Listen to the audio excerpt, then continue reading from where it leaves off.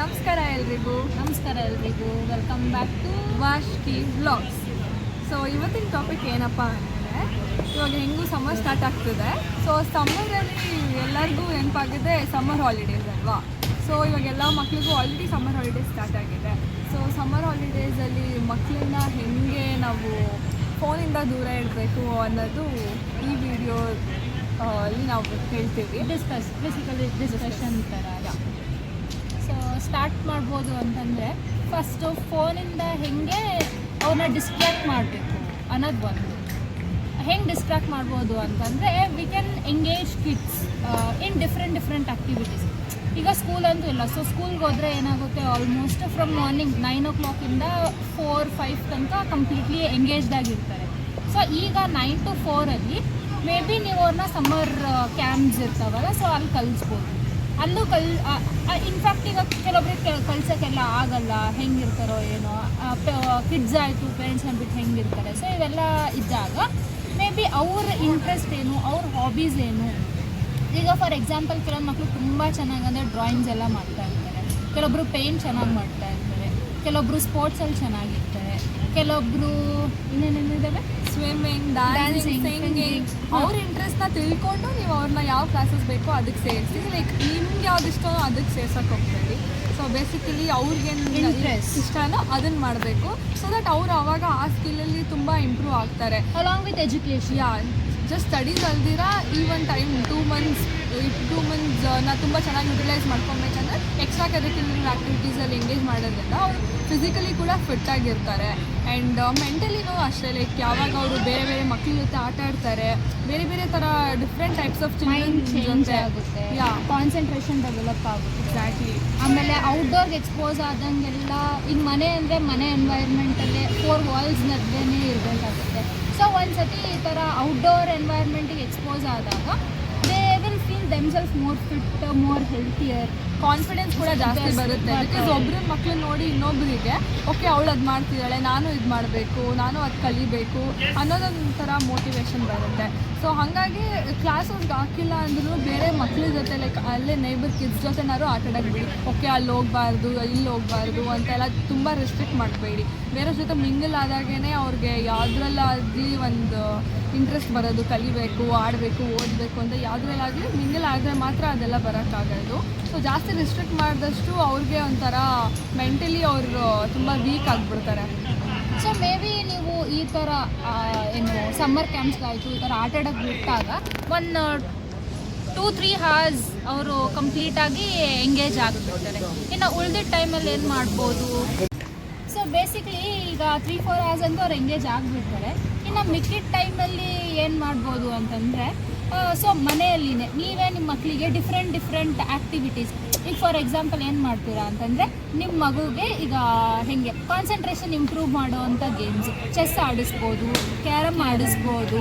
ಆಮೇಲೆ ಈಗ for example speed testing ಥರ ಹೋಗ್ಬಿಟ್ಟು ಮ್ಯಾಥ್ ಕ್ಯಾಲ್ಕುಲೇಷನ್ಸ್ ಥರ, ಆಮೇಲೆ ಡಿಬೇಟ್ ಇರ್ಬೋದು, ಅಥವಾ ಪಿಕ್ ಇನ್ ಸ್ಪೀಕ್ ಥರ ನೀವೇ ರ್ಯಾಂಡಮ್ ಆಗಿ ಒಂದು 10 ಚಿಟ್ಸಲ್ಲಿ ಯಾವ್ದಾದ್ರು ಒಂದು ಟಾಪಿಕ್ಸ್ ಬರೆದ್ಬಿಟ್ಟು ಅವ್ರು ಆ ಚಿಟ್ಸ್ನ ಪಿಕ್ ಮಾಡಿಬಿಟ್ಟು ಆ ಟಾಪಿಕ್ ಬಗ್ಗೆ ಕಂಟಿನ್ಯೂಸ್ ಆಗಿ 2 or 3 minutes ಮಾತಾಡೋಕೆ ಹೇಳ್ಕೊಟ್ರೆ ಅವ್ರಿಗೆ ಸ್ವಲ್ಪ ಕಾನ್ಫಿಡೆನ್ಸ್ ಜಾಸ್ತಿ ಆಗುತ್ತೆ. ಸೊ ನೆಕ್ಸ್ಟ್ ಟೈಮ್ ಅವ್ರಿಗೆ ಸ್ಕೂಲಲ್ಲಿ ಈ ಥರ ಆ್ಯಕ್ಟಿವಿಟೀಸ್ ಇದ್ದರೆ ಅವ್ರು ಡೆಫಿನೆಟ್ಲಿ ಪಾರ್ಟಿಸಿಪೇಟ್ ಮಾಡಿರ್ತಾರೆ. ಸೊ ಅದು ಹೆಲ್ಪ್ ಆಗುತ್ತೆ. ಆಮೇಲೆ ಇನ್ನೂ ಡಿಫ್ರೆಂಟ್ ಹೀಗೆ ನಮಗೆ ನೆನಪಾಗಿರೋ ಫ್ಯೂ ಗೇಮ್ಸ್ ಹೇಳಿದ್ರೆ ಈ ಥರ ನೀವು ಫುಲ್ ಇನೋವೇಟಿವ್ ಆಗಿ ಟ್ರೈ ಮಾಡ್ಬೋದು. ಆಮೇಲೆ ಸೈನ್ಸ್ ಎಕ್ಸ್ಪೀರಿಮೆಂಟ್ಸ್ ಇರ್ತಾವಲ್ಲ, ಫಾರ್ ಎಕ್ಸಾಂಪಲ್ ಈಗ ಎಗ್ ಮತ್ತು ವಾಟರ್ ತೊಗೊಂಡ್ರೆ ಎಗ್ ಫ್ಲೋಟ್ ಆಗುತ್ತಾ, ಸಿಂಕ್ ಆಗುತ್ತಾ, ಆ ಥರ. ಈಗ ವೆಜಿಟೇಬಲ್ಸ್ ತೊಗೊಂಡ್ರೆ ಫ್ಲೋಟ್ ಆಗುತ್ತಾ, ಸಿಂಕ್ ಆಗುತ್ತಾ, ಎಷ್ಟೊಂದು ಬರುತ್ತೆ.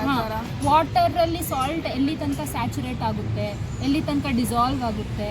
ಸೊ ಈ ಥರ ಎಲ್ಲ ನೀವು ಸೈನ್ಸ್ ಆ್ಯಕ್ಟಿವಿಟೀಸ್ ಆಯಿತು, ಅದು ಇದು ಈ ಥರ ಮಾಡ್ತಾ ಹೋದಾಗ ನಿಮ್ಮ ಮಕ್ಕಳು ಎಂಗೇಜ್ ಆಗ್ತಾನೂ ಹೋಗ್ತಾರೆ. ಆಮೇಲೆ ಇದು ಸ್ಕೂಲಲ್ಲಿ ಅವ್ರಿಗೆ ಮತ್ತೆ ಈ ಆ್ಯಕ್ಟಿವಿಟೀಸ್ ಬರ್ತಾವಲ್ಲ, so it will be like they already know the things ಅನ್ನೋ ಥರ ಇರುತ್ತೆ. ಸೊ ಈ ಒಂದು ಆ್ಯಕ್ಟಿವಿಟೀಸ್ ಆಯಿತು, ಇದನ್ನು ನೀವು ಪ್ಲ್ಯಾನ್ ಮಾಡ್ಬೋದು. ಆಮೇಲೆ ಇನ್ನೊಂದು ಇಲ್ಲಿ ಏನು ಮೇನಾಗಿ ಹೇಳ್ತೀವಂದರೆ, ಈಗ ಮಕ್ಕಳು ಮನೆಯಲ್ಲಿದ್ದಾಗ ಪೇರೆಂಟ್ಸೇ ಫೋನ್ ಇಟ್ಕೊಂಡು ಕುತ್ಕೊಂಡ್ಬಿಟ್ರೆ ಅವರು ಆಬ್ವಿಯಸ್ಲಿ ಡಿಪೆಂಡ್ ಆಗಿ ಅವರು ಫೋನ್ ಕೊಡಿ, ಫೋನ್ ನೋಡ್ತೀವಿ, ಗೇಮ್ಸ್ ಆಡ್ತೀವಿ. ಸೊ ಈಗ ನಾವು ನೋಡ್ತಿರ್ಬೋದು, first standard, second standard, UKG ಮಕ್ಕಳು ಗೇಮ್ಸ್ ಆಡ್ತಾರೆ, ಫೋನ್ ಇಟ್ಕೊತಾರೆ, ಯೂಟ್ಯೂಬ್ನೆಲ್ಲ ಫುಲ್ ಆಪರೇಟ್ ಮಾಡ್ತಾರೆ. ಅವ್ರಿಗೆ ಯಾವ್ದು ಬೇಕೋ ಅವರವರೇ ಇನ್ಸ್ಟಾಲ್ ಮಾಡ್ಕೊತಾರೆ, ಅವರೇ ನೋಡ್ತಾರೆ, ಅವರೇ ಗೇಮ್ಸ್ ಆಡ್ತಾರೆ. ಸೊ ಫಸ್ಟ್ ಪೇರೆಂಟ್ಸೇ ಫೋನ್ ಮಕ್ಕಳ ಪ್ರೆಸೆನ್ಸ್ ಇದ್ದಾಗ ಯೂಸೇಜ್ ಕಡಿಮೆ ಮಾಡಿಬಿಡಿ. ಆಮೇಲೆ ನಿಮ್ಗೆ ಎಷ್ಟು ಟೈಮ್ ಸಿಗುತ್ತೆ ಅಷ್ಟು ಮಕ್ಕಳ ಜೊತೆ ಆದಷ್ಟು ಇಂಟ್ರ್ಯಾಕ್ಟ್ ಮಾಡಿ ಅವರಲ್ಲಿ ಏನಾಗ್ತಿದೆ ಎಲ್ಲ ತಿಳ್ಕೊಳ್ಳಿ. ಮಕ್ಕಳಿಗೆ ಮನೆ ಕೆಲಸಗಳನ್ನು ಹೇಳ್ಕೊಡಿ. ಕಸ ಗುಡಿಸೋದಿರ್ಬೋದು ಅಥವಾ ಒಂದು ಸ್ವಲ್ಪ ಏನಾದ್ರು ವೆಜಿಟೇಬಲ್ಸ್ನ ಕಟ್ ಮಾಡ್ಕೊಳ್ಳೋಕ್ಕಿರ್ಬೋದು, ಏನೇ ಒಂದು ಸಣ್ಣ ಸಣ್ಣ ಕೆಲಸನೂ ಹೇಳ್ಕೊಟ್ರೆ ಅದು ಕೂಡ ಅವ್ರ ಮುಂದೆ ಸಖತ್ ಯೂಸ್ ಆಗುತ್ತೆ, ನಿಮಗೂ ಕೂಡ ಹೆಲ್ಪ್ ಆಗುತ್ತೆ. ಸೊ ಅವರು ಎವ್ರಿ ಡೇ ಒಂದು ಹಾಫ್ ಆನ್ ಅವರ್ ಅಥವಾ ಒಂದು 45 ಮಿನಿಟ್ಸ್ ಒಂದು ಸಣ್ಣ ಸಣ್ಣ ಕೆಲಸನ ಅವ್ರಿಗೆ ಈ ಟೈಮಲ್ಲಿ ನೀನು ಇದು ಮಾಡಬೇಕು, ಈ ಟೈಮಲ್ಲಿ ಇದು ಮಾಡಬೇಕು ಅಂತ ಒಪ್ಪಿಸ್ಬಿಟ್ರೆ ಅವ್ರಿಗೊಂದು ರೆಸ್ಪಾನ್ಸಿಬಿಲಿಟಿ ಕೂಡ ಬರುತ್ತೆ. ಸೊ ಚಿಕ್ಕ ಏಜಿಂದ ಅದನ್ನು ಡೆವಲಪ್ ಮಾಡ್ತಾ ಹೋಗ್ತೀರಾ. ಆಮೇಲೆ ಇದು ಸಮ್ಮರ್ ಆಗಿರೋದ್ರಿಂದ ಫ್ರೂಟ್ಸ್, ಸೀಸ್ನಲ್ ಫ್ರೂಟ್ಸ್ ಅದ್ರದ್ದು ಇಂಪಾರ್ಟೆನ್ಸ್ ನೀವು ತಿಳಿಸ್ಬೋದು. ಸೊ ಈ ಮ್ಯಾಂಗೋ ಏನಕ್ಕೆ ಸಮ್ಮರಲ್ಲೇ ಬರುತ್ತೆ, ಆಮೇಲೆ ವಾಟರ್ಮೆಲನ್, ಜಾಕ್ ಫ್ರೂಟ್, ವಾಟರ್ಮೆಲನ್ ಇವೆಲ್ಲ ಯಾಕೆ ಸಮ್ಮರ್ ಟೈಮಲ್ಲೇ ತಿನ್ನಬೇಕು, ನೀವು ಅದ್ರ ಇಂಪಾರ್ಟೆನ್ಸ್ ತಿಳಿಸ್ಬೋದು. ಆಮೇಲೆ ಈ ಥರನೇ ಫಿಟ್ಟಾಗಿ ಇಟ್ಕೋಬೋದು ಸೀಸ್ನಲ್ ಫ್ರೂಟ್ಸ್ ಎಲ್ಲ ಮಕ್ಳಿಗೆ ಕೊಟ್ಬಿಟ್ಟು. ಜಾಸ್ತಿ ವಾಟರ್, ಮಜ್ಜಿಗೆ ಆ ಥರದ್ದೆಲ್ಲ ಜಾಸ್ತಿ ಕುಡಿಸಿ ಮಕ್ಕಳಿಗೆ ಈ ಟೈಮಲ್ಲಿ, ಬಿಕಾಸ್ ತುಂಬ ಬಿಸಿಲಿರೋದ್ರಿಂದ ಬೇಗ ಡಿಹೈಡ್ರೇಷನ್ ಆಗಿಬಿಡುತ್ತೆ. ಆ್ಯಂಡ್ ಜಾಸ್ತಿ ಹೊರಗಡೆ ಫುಡ್ ತಿನ್ನಿಸ್ಬೇಡಿ, ಬಿಕಾಸ್ ಬಿಸಿಲಲ್ಲಿ ತುಂಬ ಬೇಗ ಡೈಜೆಸ್ಟ್ ಆಗಲ್ಲ ಆ್ಯಂಡ್ ಡೈಜೆಷನ್ ಪವರೆಲ್ಲ ಸ್ವಲ್ಪ ಕಮ್ಮಿ ಇರುತ್ತೆ. ಸೊ ಆದಷ್ಟು ಹೆಲ್ದಿಯಾಗಿರೋ ಐಟಮ್ಸ್ನ ತಿನ್ಸಕ್ಕೆ ನೋಡಿ ಈ ಸಮ್ಮರ್ ಟೈಮಲ್ಲಿ. ಸೊ ಇವು ಕೆಲವೊಂದು ಟಿಪ್ಸ್ ಈ ವಿಡಿಯೋದಲ್ಲಿ ಹೇಳಿದ್ವಿ. ಸೊ ನೀವು ನಿಮ್ಮ ಮಕ್ಕಳನ್ನ ಎಷ್ಟು ಆ್ಯಕ್ಟಿವ್ ಆಗಿ ಎಂಗೇಜ್ಡ್ ಆಗಿ ಇಟ್ಕೋತೀರಾ ಅಷ್ಟು ಒಳ್ಳೆಯದು. ಬಿಕಾಸ್ ಈ ಫೋನ್ ಯೂಸ್ ಮಾಡೋದ್ರಿಂದ ಏನಾಗುತ್ತೆ, ಅದ್ರ ರೇಡಿಯೇಷನ್ಸ್ ಚಿಕ್ಕ ಚಿಕ್ಕ ಮಕ್ಕಳಿಗೆ ನಾವು ನೋಡ್ತಿರ್ಬೋದು, ಕಣ್ಣೆಲ್ಲ ಹಾಳು ಮಾಡ್ಕೋತಾರೆ. ಈ ಚಿಕ್ಕ ಚಿಕ್ಕ ವಯಸ್ಸಿಗೆ ಸ್ಪೆಕ್ಸ್ ಎಲ್ಲ ಬರ್ತಾ ಹೋಗುತ್ತೆ. ಸೊ ಏನಕ್ಕೆ ಮೇನ್ ಡಿಸಡ್ವಾಂಟೇಜ್ ಅಂತಂದರೆ ಅದ್ರ ವೇವ್ಸ್ ಕಣ್ಣಿಗೆ ಎಫೆಕ್ಟ್ ಆಗ್ತಾ ಹೋಗುತ್ತೆ. ಸೊ ಆದಷ್ಟು ನೀವು ಫಸ್ಟ್ ನೀವು ಫೋನ್ ಯೂಸೇಜ್ನ ಕಡಿಮೆ ಮಾಡ್ಕೊಳ್ಳಿ. ಇದರಿಂದ ಆಟೋಮೆಟಿಕ್ಲಿ ನೀವೇ ಯಾವಾಗ ಫೋನ್ ಬಿಟ್ಬಿಟ್ಟು ಬೇರೆ ಆ್ಯಕ್ಟಿವಿಟೀಸಲ್ಲಿ ಎಂಗೇಜ್ ಆಗ್ತೀರಾ, ಮಕ್ಕಳು ಅದನ್ನು ನೋಡಿ ಆಟೋಮೆಟಿಕಲಿ ಅಡಾಪ್ಟ್ ಮಾಡ್ಕೊಂಡು ಬಿಡ್ತಾರೆ. ಸೊ ನೀವು ಫೋನಿಂದ ದೂರ ಇರಿ, ಮಕ್ಕಳನ್ನು ಫೋನಿಂದ ದೂರ ಇಟ್ಕೊಂಡು ಆದಷ್ಟು ನೇಚರ್ ಜೊತೆ ಹೊರಗಡೆ ಪ್ಯೂರ್ ಆಕ್ಸಿಜನ್ ತೊಗೊಂಡು ಹೆಲ್ತಿ ಆಗಿರಿ, ಫಿಟ್ಟಾಗಿರಿ. ಮಕ್ಕಳನ್ನೆಲ್ಲ ಆದಷ್ಟು ಊರಿಗೆ ಕಳ್ಸಕ್ಕೆ ಟ್ರೈ ಮಾಡಿ. ಅಲ್ಲೆಲ್ಲ ಕಸಿನ್ಸ್ ಜೊತೆ, ರಿಲೇಟಿವ್ಸ್ ಜೊತೆ, ಅವ್ರ ಜೊತೆನೂ, ಬಿಕಾಸ್ ಆ ಒಂದು ರಿಲೇಷನ್ಶಿಪ್ ವ್ಯಾಲ್ಯೂಸ್ ಕೂಡ ಅವ್ರಿಗೆ ಗೊತ್ತಾಗಬೇಕು. ಇವಾಗೆಲ್ಲ ಮಕ್ಕಳನ್ನ ಯಾರು ಎಲ್ಲೂ ಬಿಡೋದೇ ಇಲ್ಲ, ವಿಡಿಯೋ ಕಾಲ್ಸ್ ಆಗೋಗ್ಬಿಡುತ್ತೆ.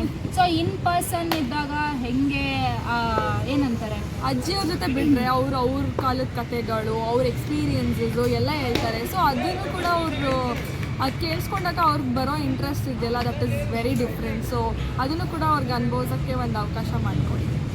ಇದ್ರ ಜೊತೆ ನಾವು ಈ ಬ್ಲಾಗ್ ಇಲ್ಲೇ ಎಂಡ್ ಮಾಡ್ತೀವಿ. See you all in another blog. Until then take care guys. Bye guys.